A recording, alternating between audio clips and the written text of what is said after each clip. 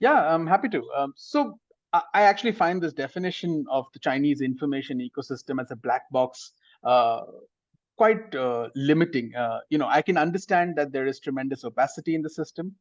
This is a party state where the party is sort of deeply interlinked with the state, and it's very difficult to sort of draw those threads apart.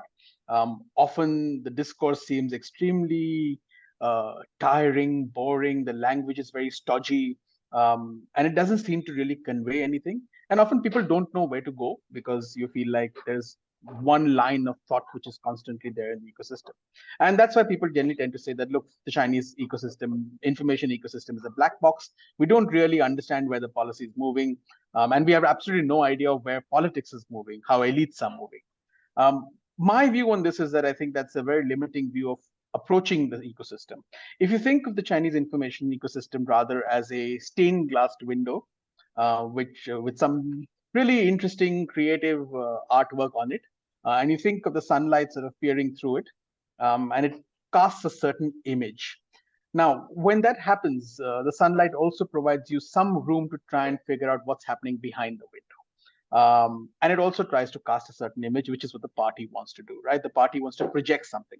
And in its effort to try and project something, it allows you that little bit of space to try and figure out what's going on inside the country. Another reason why I think that the information ecosystem is not a black box is quite simply for the practical feasibility of governing a country as large as China, right? You've got a party which has nearly 100 million members. You've got this massive country, you've got this massive structure of central government control and provincial governments, municipal governments, local governments down the road. And the central government wants to be able to implement certain kinds of policies that are its preferred policies. And therefore, it requires local governments to act. So how do you communicate with at least these 100 million carders? Right. You need to communicate in the open, right? You can't be having red phones on every desk with secret messages being sent across. And that's the function that party state media largely plays. Apart from amplifying certain messages, cultivating political legitimacy, it also tries to communicate policy priorities. And increasingly under Xi Jinping, it tries to communicate methods to achieve those policy objectives.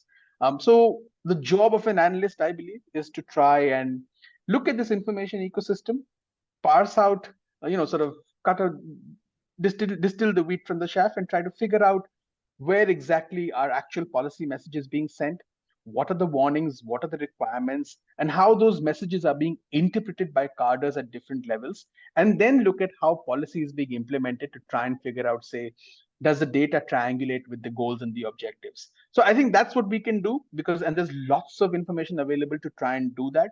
One can question whether the data the Chinese state puts out is accurate.